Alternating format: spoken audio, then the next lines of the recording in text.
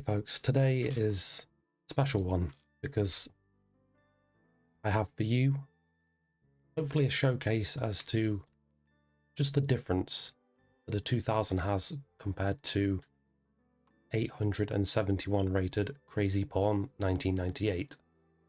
Now this gentleman here is playing the Caro-Kann. Already fantastic start. This gentleman here is a subscriber of the channel, so immediately many thanks to him for getting involved with all this. The aim for this video is just to showcase, I guess, mistakes made at that level and how they can be exploited. The time control we're playing is 10.5. I know 10.5 is a bit of a weird sort of, it's not one of the main menu time controls that you get on chess.com, but I figured just some increment is ideal just so I can talk through certain ideas. And we're going to go bishop e5 here. Already the opening is just fine. Don't see bishop f5 all that often, but again, it's a perfectly sound move. There's nothing I can do to make bishop f5 look stupid. If it is, truth be told, I don't know. So all is well and good thus far. So what I'm going to do here is I'm going to go knight e5, I think. Just the idea being we have a pin. I want to apply more pressure to it. Now, in an ideal world, black here will probably go, I would have thought bishop e7. I've convoluted myself slightly because already you could deem this as a bit of an exploit of him playing bishop f5. But it's all quite niche stuff, really. The evaluation is even. Nothing has gone wrong thus far. This could quite easily be a 2000, you know, on the other side of the board from me. All well and good. As I say, bishop d7 probably would take. And there's still a pin here, but you can just go a6 and sort of beat it away. Queen d6.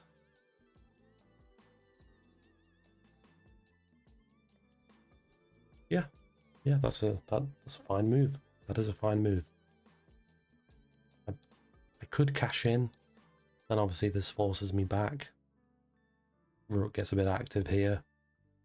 I don't really want to get into all of that. So what I'm just going to do instead, I think I'm just going to castle. Seems perfectly reasonable. If anyone else is watching this and you'd also like to do these kind of things, I mean, please leave a comment, leave your chess.com username, I'll send you a friend request, whatever.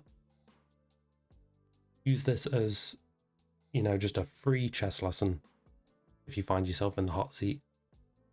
And there's a6, fantastic, okay. So, here's what we're going to do. I don't want to come back here, because let's say I swing back, takes, and take, and I just lose the pawn. Not ideal. So I think the best thing for me to do actually seems counterintuitive because we're taught that having a bishop is better than a knight. It's tough getting those rigid concepts in your head and not being able to part ways with them. But in this instance, I am just going to take, because as of right now, my knight is very strong on this square. I can try and reinforce it with a bishop, which I'm going to do now, creating possibilities of an attack on this queen. And all the while that this knight is here on this square, the f-pawn cannot boot my knight out of the way. So I have time. I have time to focus a bit of an attack around this piece. So as mentioned, I'll go bishop f4.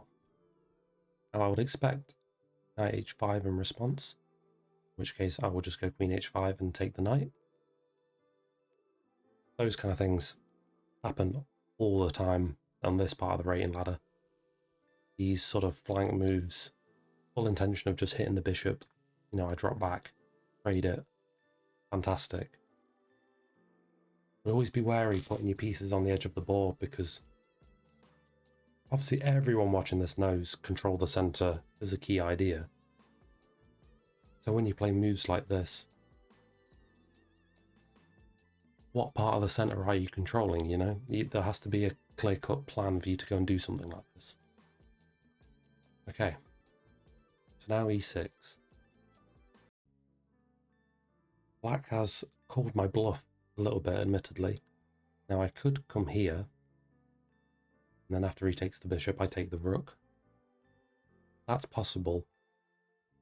The problem with it is, this pawn has yet to be committed, so it always locks the g6 square down. All he's going to do is move his bishop, shimmy the king along, and win my knight. By which point, I've given up a knight and a bishop for a rook and a pawn. 6 does equal 6, but 2 pieces are just so much better than 1. Almost always 2 pieces are better than 1. So, in this instance, I will just go bishop g3. Bishop stays guarded. Again, this isn't possible. But look, we're 11 moves in. Nothing nuts has happened. Pawn structure-wise, this is a little bit weak. I'm castled, so I would say that I'm slightly better. But again, not exploitable. I'm still waiting for a mistake to happen. Everything I've seen so far, good. You know, just fine. Okay, knight e4. And here is where the problems arise. Or do they? So this requires some thought. The idea is, I'm assuming that anything of this ilk with the knight moving will be met with this. You know, take the bishop no longer hits it. But what happens after knight f7? This isn't a check, though it would hit my rook, but this hits the queen. So I should just be able to do that, shouldn't I? And this is the thing with tactics. You don't necessarily have to see that knight a7 is a problem. All I would recommend is take a prophylactic approach and just play a sensible move like, I don't know, queen d8, something like that. Just get out of the way. If there is a pin or scope for discovered attacks, don't even bother trying to engage with it. Just get out of the way, play sensible, normal moves. This is trying to sort of fight fire with fire, and I'm hoping I'm not mistaking myself, because that would be very embarrassing for me. But I do think knight f7 is just a crushing blow. Tough, admittedly, pretty crushing. I'm just going to skim over it just to make sure. Knight f7 is if the king takes, we take here. Knight f7, then if the knight takes here, we just take the queen. And that should just be all well and good.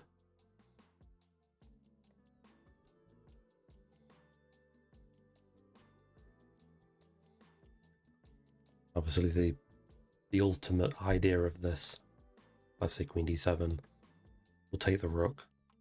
And I don't expect that knight to make it out alive. But at the very least, we'll be up in exchange.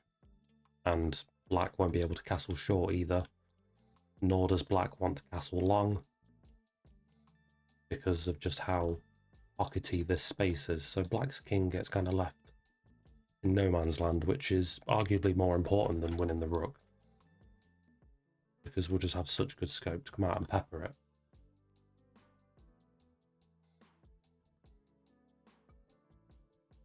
The trouble with tactics is you're far more likely to see them for yourself than you are for your opponent. This is why I would recommend just getting out of the way. Obviously, you're going to get caught from time to time. It happens. It happens to absolutely everybody. The last 10 games I've played, I must have lost in the first 20 moves like 4 times. Just purely because just one little lapse of concentration and you find yourself in some stupid trap line that you've never played before. So, we'll see how our opponent responds to this. I'm not sure quite what the best idea is.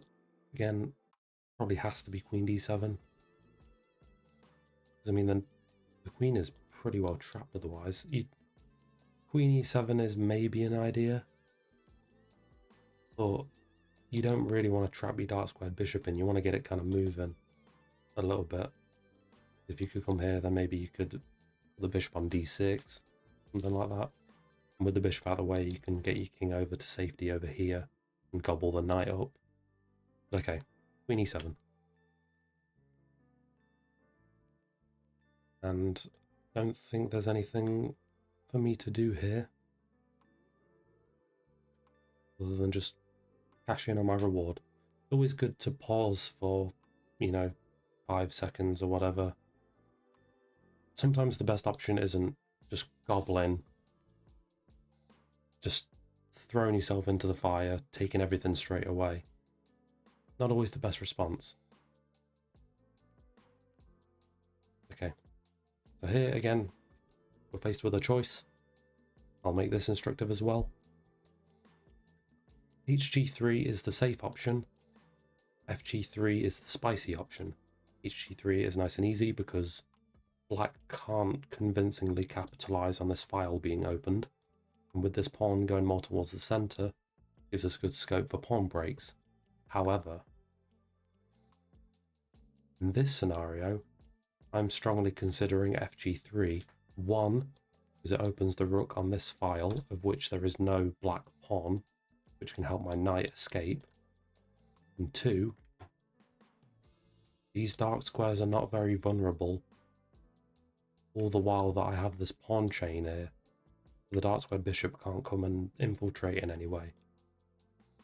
So I'm going to do that.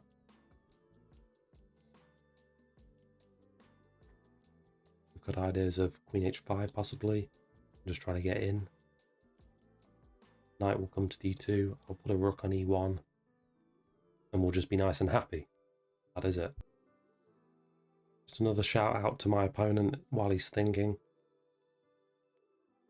Okay, g6 is an excellent move because that pretty much solidifies my knight in the tomb.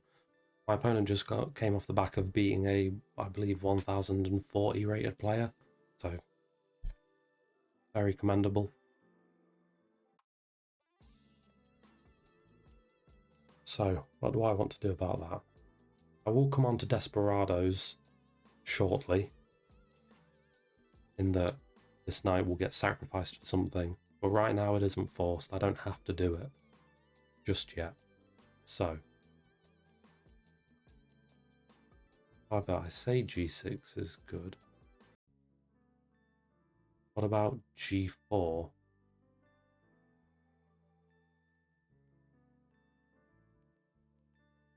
I like g4 actually, yeah. Downside, bishop e4, very tonk bishop. I'll need to play knight d2 to try and dislodge it. Massive upside though. This fg3 move has been severely justified, because look how juicy that f7 square is now. But we'll see what he does. Bishop e4. Is rook f7 a move? Queen d6. Let's see. Rook f7, queen d6. And then maybe queen f1? Possibly? I could. But I think for now...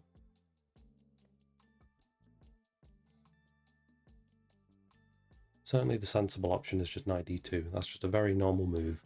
We're going to attack this. Queen could come out here, possibly. There's a lot of things at my disposal right now, and it all stems from this king being in the center of the board. If this king was tucked away like mine is, I would not have any of these attacking possibilities. Countless people will tell you, castle early. It isn't always possible, I appreciate, especially if you play the Caro-Kann. A lot of lines in the Caro-Kann will see you castling on move 20. The reason this is so good for white, let's pretend there's even a rook there, and this knight is all the way back here, would still be an incredible position. So, Now what do we want to do? Queen f3 looks pretty nice, threatening a queen trade on f7, and also hitting the bishop at the same time. Oh, but my rook is hit. Oh, that's a good job. Good job I didn't do that. Okay. In which case, I think just rook f2 is probably the normal move here. Could get really aggressive with queen h4. I would just go queen f3, I think. And the threats are endless. I don't think you can afford to leave your king so uncovered like that. And again, we're playing with increment. We're pretty even on the clock right now. There's no... Oh, okay. Queen g5. There's no reason to be fretting at this point in time. Once we get down to like a minute, then maybe I'll stick the turbo boost on. But for now, we're okay. Yeah, again, queen f3 just seems sensible.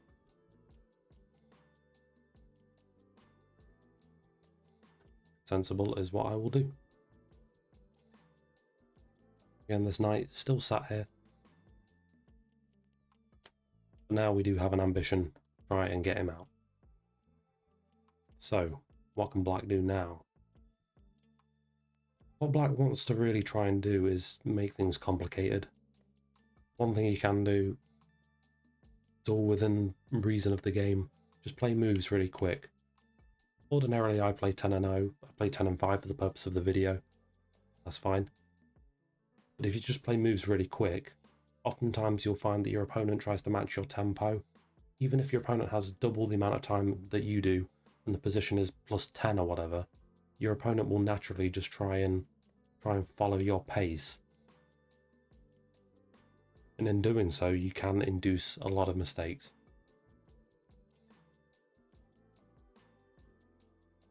Ah, okay, long castle. I actually completely forgot that black had castling rights, I'm not going to lie. One issue with it is knight... Ooh, that's not the knight. Knight f7 is a fork, so I will win some more material. Castling's always tricky because, you know, it's two pieces moving rather than one. Trying to track that can be a minefield. My opponent has just said damn ... in the chat bar. Listen, what can you do? I will play the simple knight f7. Don't ever miss these sort of opportunities. Remember that the chessboard is always changing, always moving.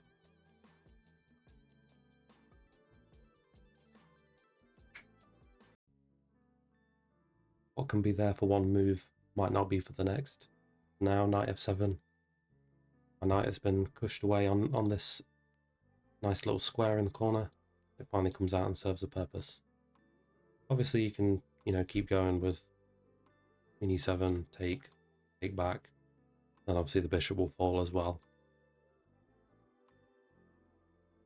Maybe queen h4. Obviously it all stems on this bishop falling at the end as well. There you go. Or take.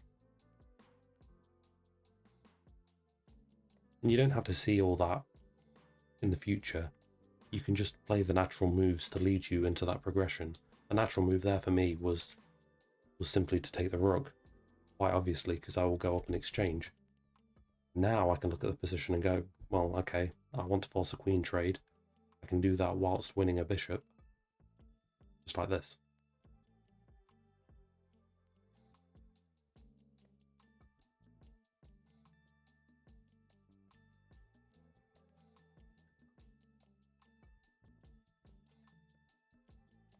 Just a little insight into how a 2000 brain works. I actually completely forgot about this. I will be hand on heart, upfront and honest with you all. I forgot that this bishop was hanging. And I would have had really nice scope on the a6 pawn as well, possibly.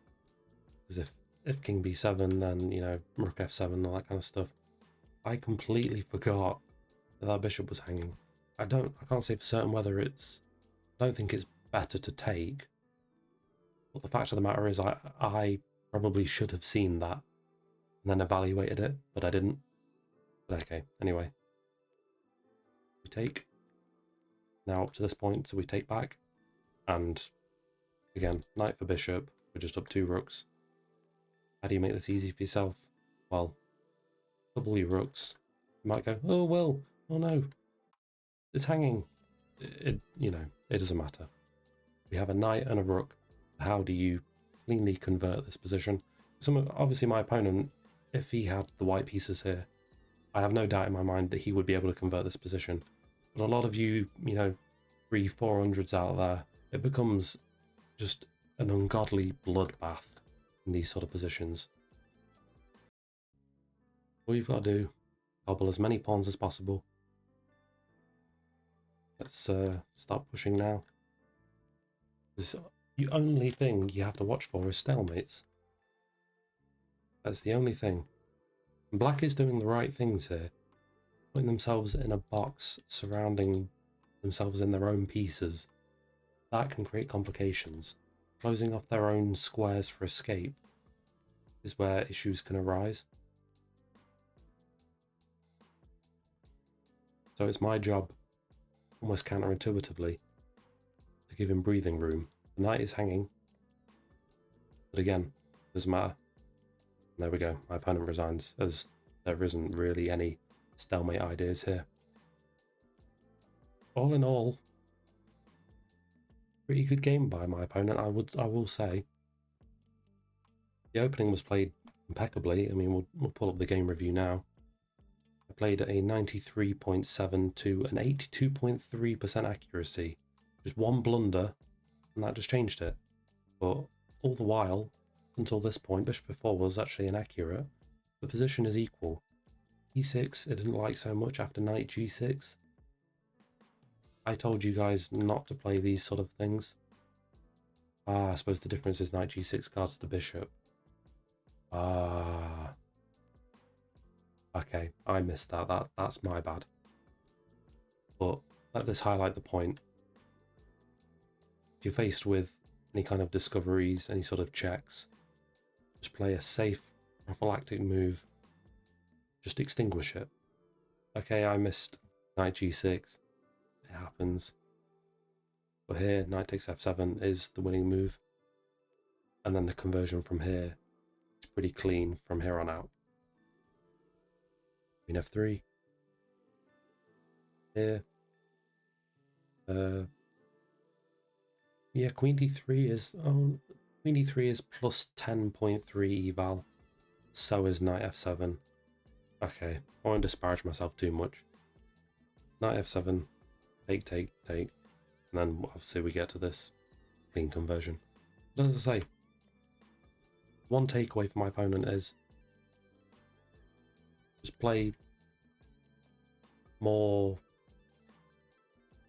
Normal's a tough word to use, but yeah, more normal moves, in the sense that if the idea here of knight e4 was to take the bishop, should the bishop be pointed at the queen, that's all well and good.